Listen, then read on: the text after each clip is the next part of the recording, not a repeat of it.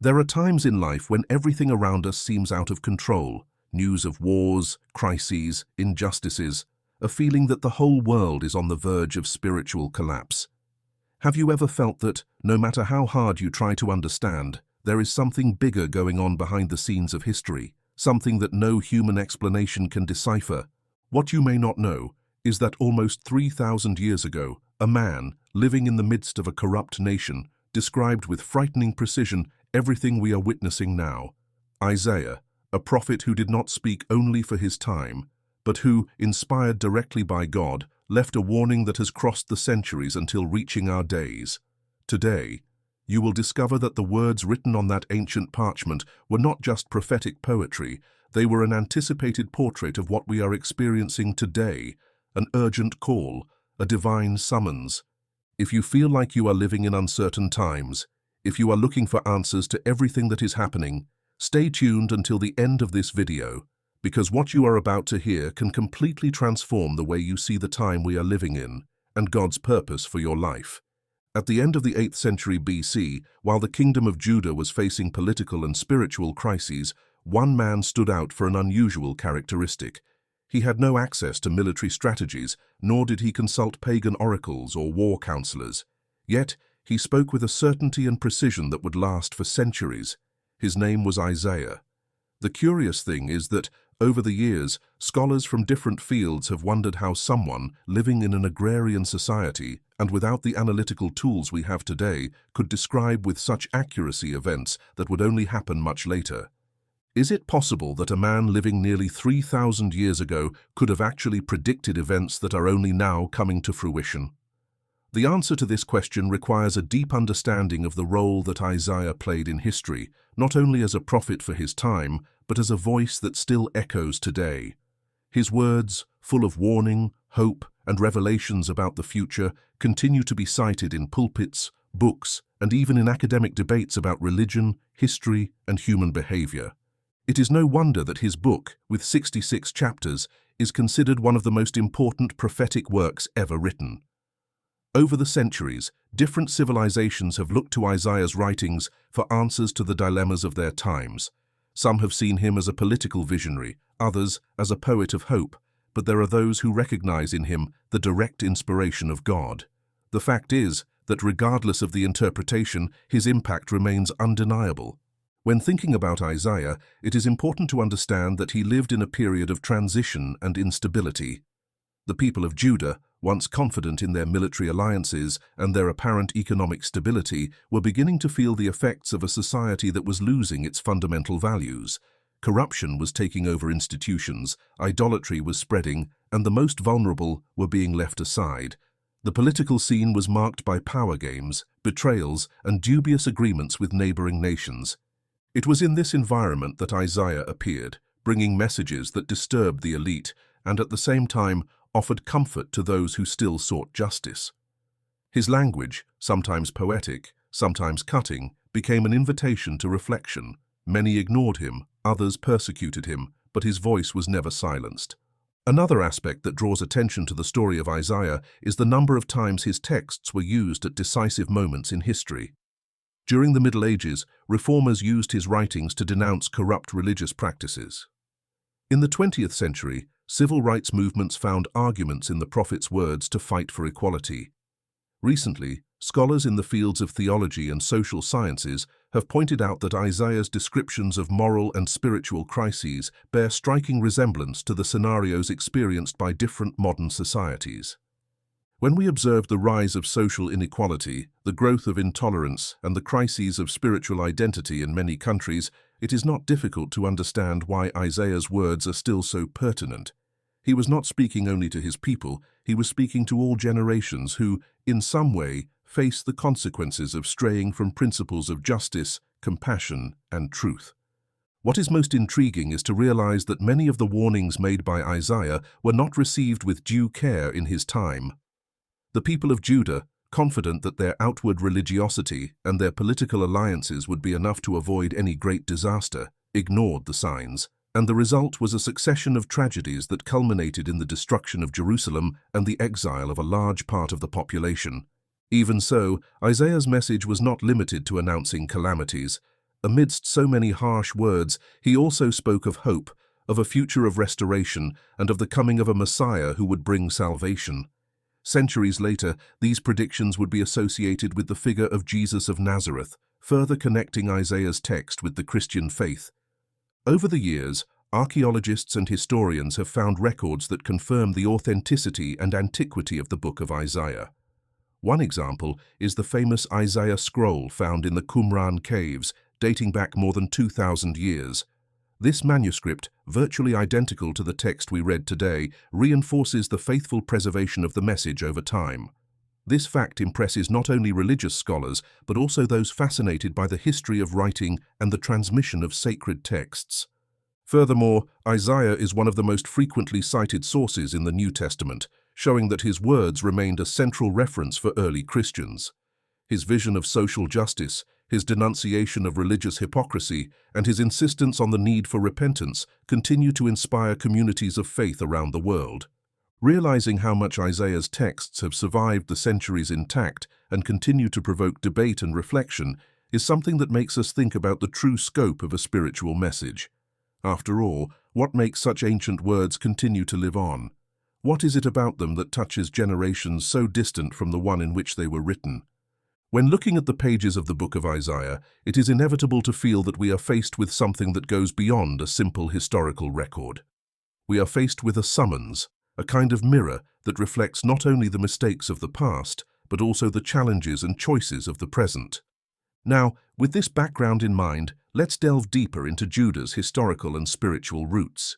Let's better understand the environment in which Isaiah lived, what he witnessed, and what motivated him to become one of the most influential voices in prophetic history. As we advance in the history of Judah, we begin to perceive a scenario that was gradually sinking into a deep crisis. During the years preceding Isaiah's ministry, the kingdom was experiencing a period of apparent material stability.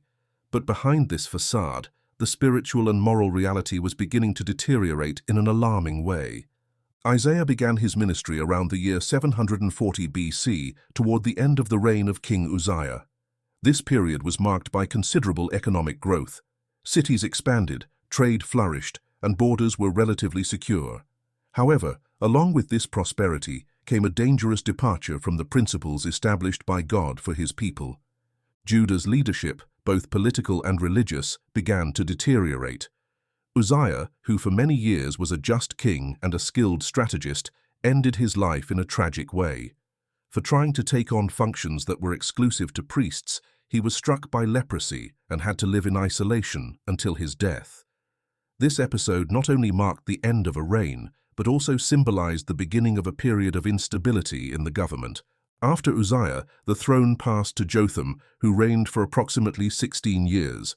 Although he avoided the same mistakes as his father, Jotham was unable to stem the growing tide of social injustice and idolatry that was beginning to spread among the people. When Ahaz assumed the throne, the situation worsened dramatically. The new king made decisions that compromised the security and faith of the nation.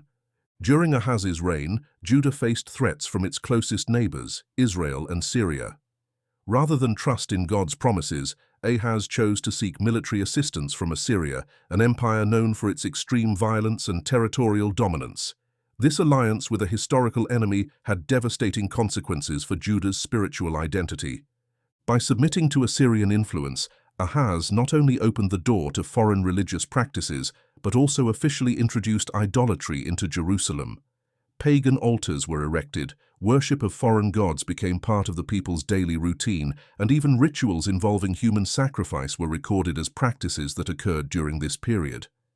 According to the biblical account in 2 Kings chapter 16, Ahaz even sacrificed his own son, following the pagan customs of the neighboring peoples. While all this was happening, social inequality was growing at an alarming rate. Jerusalem's elites accumulated wealth at the expense of exploiting the poor. The courts of justice became corrupt. Judges accepted bribes. Priests tolerated practices that were contrary to God's law, and prophets who should have been voices of correction preferred silence out of fear or convenience. The prophet Micah, a contemporary of Isaiah, also described this period with harsh words, denouncing the leaders who ripped off the skin and flesh of the people, using a metaphor that illustrated the brutal exploitation of the most vulnerable population. In parallel, Isaiah came up with equally incisive messages, highlighting religious hypocrisy and the lack of compassion. The people of Judah, despite attending the temple and performing sacrifices, lived a superficial faith. Religious ceremonies continued, songs were sung, and incense was burned, but the nation's heart was far from God. The festivals and rituals had become mere empty formalities, disconnected from true spirituality. Isaiah, in his first chapters, did not mince words when denouncing this behavior. He stated that Judah's solemnities were an affront to the Lord, and that God rejected prayers that came from blood-stained hands. In addition to the spiritual and social crisis, the political environment was increasingly unstable. Assyria, under King Tiglath-Pileser III, was aggressively expanding its territory. Around the year 734 BC, the threat of invasion became real. To avoid a direct attack, Ahaz agreed to become a vassal of Assyria, paying high tributes and ceding part of his autonomy. This act of submission had immediate effects on the culture and religious life of Judah. Practices, customs, and even architectural structures of Assyrian influence began to appear in Jerusalem. The people, who had previously trusted in God's protection, began to place their hopes in military agreements and human strategies. Isaiah, an eyewitness to all this, saw with sadness the nation's progressive separation. He denounced idolatry, corruption, the exploitation of the poor, and the abandonment of justice. His voice resounded as a warning, calling the people to repentance and reconciliation with God. However, the majority chose to ignore the warnings. What is most striking is the similarity of this scenario to many contemporary realities. The unbridled search for material security, the abandonment of fundamental values, the corruption of leaders, and the growing social inequality are marks that can still be observed in many nations. The story of Judah during Isaiah's ministry serves as a mirror that reflects not only the mistakes of the past, but also the challenges we face today. As we observe how faith was replaced by empty formalities and how justice was exchanged for personal interests, it becomes clear why Isaiah felt the urgency to deliver the messages he received. Every word he spoke carried a weight of responsibility. He knew that the future of the nation was at stake. As military pressure mounted and political alliances grew increasingly fragile, Judah's spiritual heart remained hardened. Trust in human solutions only deepened the crisis. The streets of Jerusalem, once the scene of sincere religious celebrations, now became a reflection of a people divided between the tradition of faith and the seductions of foreign nations. This reality of collective deviation, where the appearance of religiosity hid a real distancing from God, was the fertile ground upon which Isaiah began to launch his most forceful messages. His call to conscience and moral responsibility was not the fruit of a pessimistic vision, but the result of a clear reading of the spiritual condition of his people. Looking back at this period in history, we gain a deeper understanding of the motivation behind the prophecies that Isaiah would proclaim in the years to come. The gravity of the situation required a firm voice capable of awakening a generation that was blindly heading toward collapse. As the years passed and Judah's situation worsened, Isaiah did not remain silent in the face of the decline he witnessed. He became a lone voice in a society that had grown accustomed to the appearance of religiosity, but had essentially lost all sense of justice, compassion, and truth. What makes Isaiah's denunciation so powerful is his ability to reveal the gap between the outward practices of faith and the true spiritual condition of the people. One of Isaiah's most scathing criticisms concerned religious hypocrisy. The nation continued to hold its sacred festivals, offer sacrifices in the temple, and sing songs of worship. To the casual observer, Judah appeared faithful to its traditions. But Isaiah made it clear that these practices were empty and lacking in sincerity. He described in detail how worship had become mere formalities, a religious theater that masked callous hearts and unrighteous behavior. When confronted with this reality, Isaiah emphasized that God was not impressed by outward gestures. The Creator was not fooled by well-executed rituals or by beautiful words uttered in public prayers. What he sought was a genuine transformation of character. Therefore, through the prophet, God stated that he was tired of offerings, ceremonies, and solemn gatherings. What he really desired was justice, mercy, and a true commitment to righteousness. This denunciation exposed a problem that went beyond poorly practiced rites. Isaiah showed that spiritual distance resulted in practical consequences. Social injustice was a direct reflection of this disconnection from divine principles. The courts had become places of corruption, the rights of orphans and widows were neglected, the poor were exploited by those who held economic power, the structures created to protect the most vulnerable were corrupt and served only to reinforce oppression. Isaiah did not mince words in exposing this reality. He spoke of the people's hands being stained with blood, not only in the literal sense, but also in the symbolic sense. Every unjust decision, every bribe accepted, every act of neglect toward those in need was, for the prophet, a direct affront to God. Faith that does not produce fruits of social justice, according to Isaiah, is a dead faith. Furthermore, Isaiah drew attention to the pride and arrogance of the leaders of Judah. The rulers sought to increase their wealth and prestige, accumulating wealth while a large part of the population lived in extreme need. Inequality was growing rapidly. The luxury of the elite contrasted with the misery of the poorest classes of society. This discrepancy was visible on the streets of Jerusalem and the surrounding regions. Isaiah's language in describing this scenario was loaded with powerful imagery. He compared the leaders to drunkards stumbling around early in the morning, making it clear that moral decay began at dawn. He referred to the judges as people who sold their sentences to the highest bidder. He criticized the priests for distorting the truth, adapting their teachings to suit the interests of the most influential. Another striking aspect of Isaiah's denunciations was idolatry disguised as tradition. The people of Judah began to adopt foreign customs, integrating pagan practices into their celebrations and worship. Altars dedicated to strange gods were erected, often very close to the temple. This mixture of worship of the true God with rituals of pagan deities was seen by Isaiah as spiritual adultery. He used terms that referred to marital betrayal, calling the people unfaithful, a nation that had broken the covenant with the Lord. This idolatrous attitude was not only a theological problem, but also a social one. The worship of foreign gods was often linked to exploitative practices, cruel rituals, and moral permissiveness. Isaiah saw this mixture of beliefs as a direct threat to the cohesion and spiritual identity of Judah. The prophet also made a point of highlighting that the responsibility for injustices did not lie solely with the leaders. The people, in general, had also become complacent. Many preferred silence to confronting the corrupt structures. Others benefited from injustices, taking advantage of the loopholes to obtain personal advantages. Individualism and indifference grew, while solidarity and care for others became rare. Isaiah not only pointed out the errors, but also presented the path to restoration. He called the people to genuine repentance, asking them to abandon unjust practices and return to living according to the principles established by God. In his words, social and spiritual transformation could not happen without an honest recognition of the moral condition in which the nation found itself. This call to repentance involved concrete actions. Isaiah asked the people to wash their hands, symbolizing the need to leave behind acts of violence and oppression. He called them to seek justice, to defend the rights of orphans, and to fight for the causes of widows. These instructions showed that authentic faith manifests itself in practice, in caring for those who suffer most, and in promoting equity. The tone of Isaiah's messages alternated between stern warning and compassionate appeals. He spoke not merely as an accuser, but as someone deeply concerned about the fate of his nation.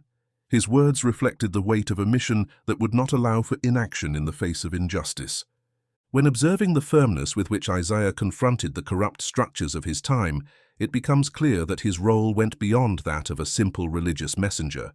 He was a true defender of justice, a prophet who understood that there is no true spirituality without social responsibility. His voice cut through the complicit silence and called upon an entire generation to reevaluate their choices. This profound diagnosis of Judah's situation is one of Isaiah's most important legacies. His denunciations, recorded so many centuries ago, remain a timeless warning about the dangers of hypocrisy, indifference, and institutionalized injustice. Amidst so many warnings and criticisms, Isaiah's voice was not limited to announcing judgment.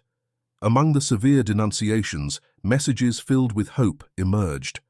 Isaiah, with rare sensitivity, knew how to balance correction and consolation. His words pointed to a future of redemption, something that the people of Judah, immersed in a moral and spiritual crisis, could barely imagine.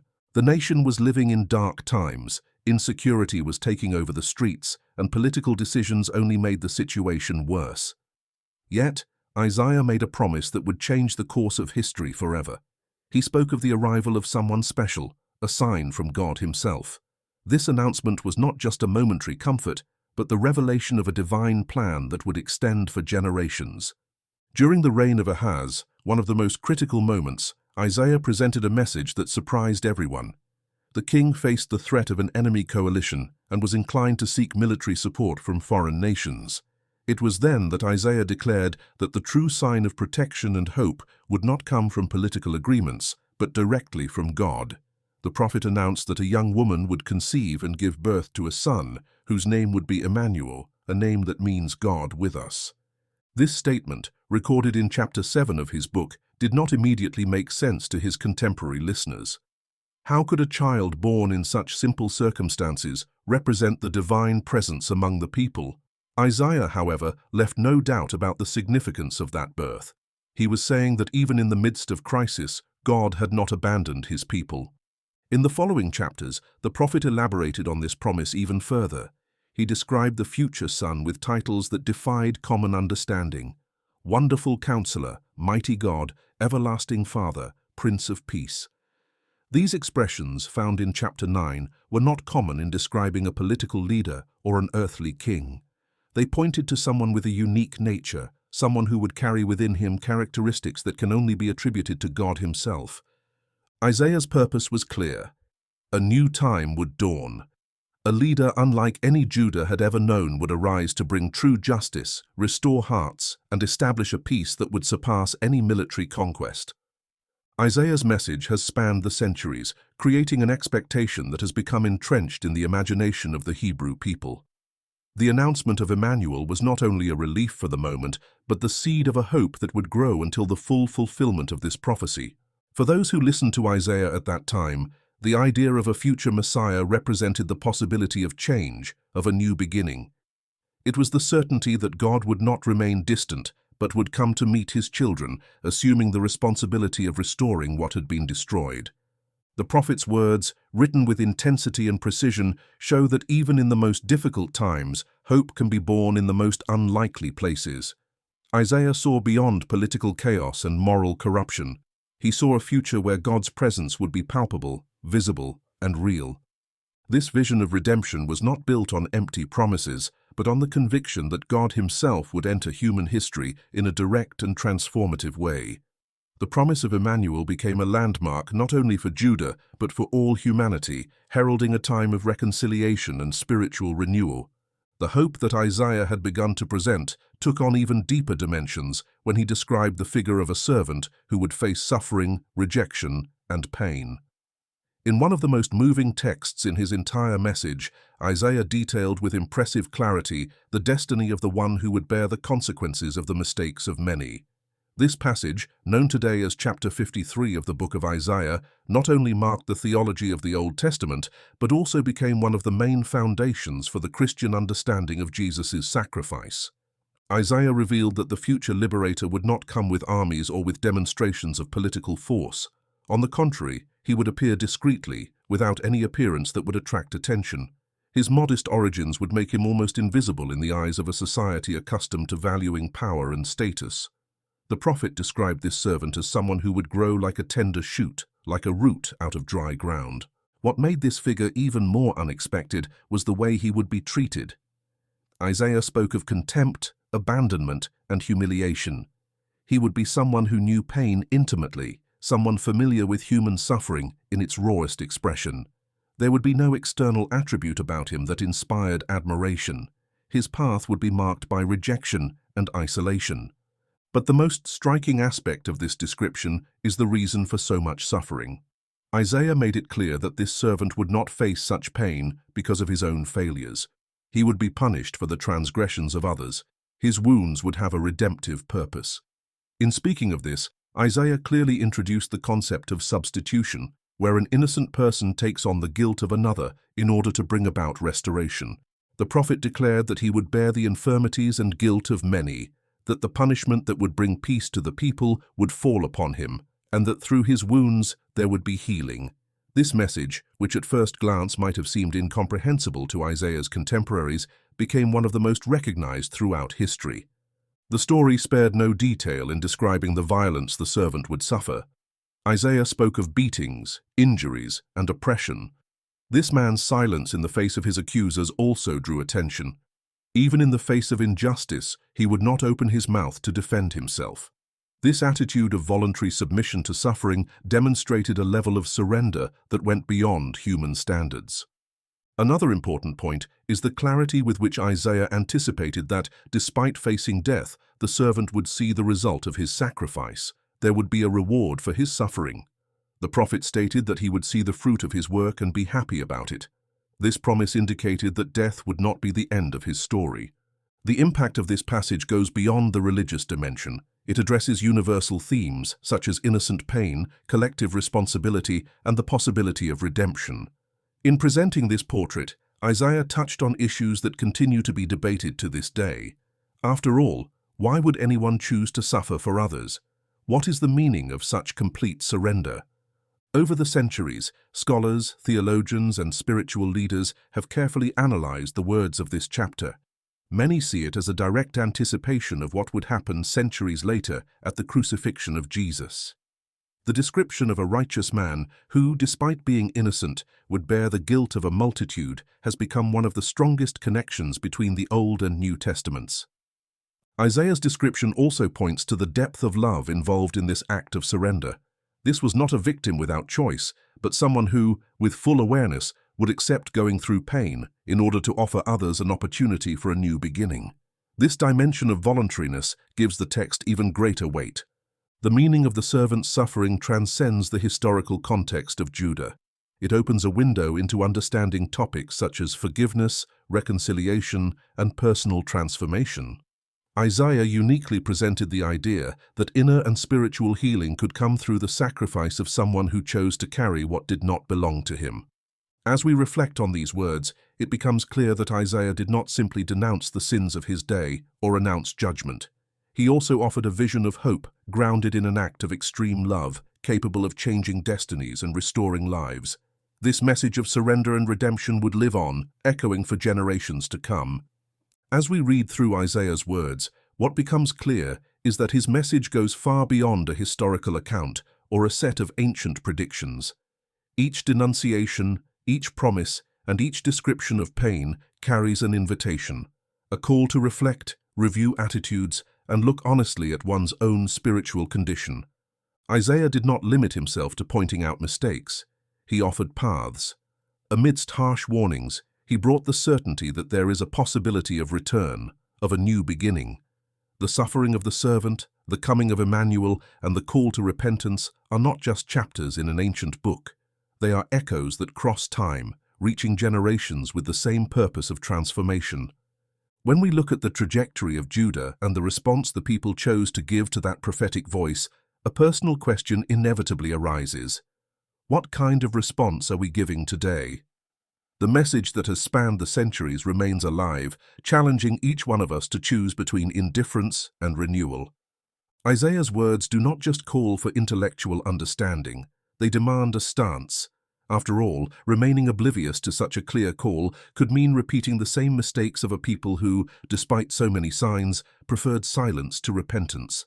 The legacy left by Isaiah still pulsates, not as a distant echo, but as a warning that remains current. It is up to each person to decide what to do with it. If you enjoyed the content and want to support our work so that we can continue to bring you more in-depth research and analysis, please consider making a donation of any amount. This contribution directly helps in the growth of the channel and in the production of even richer materials. Thank you very much for your support.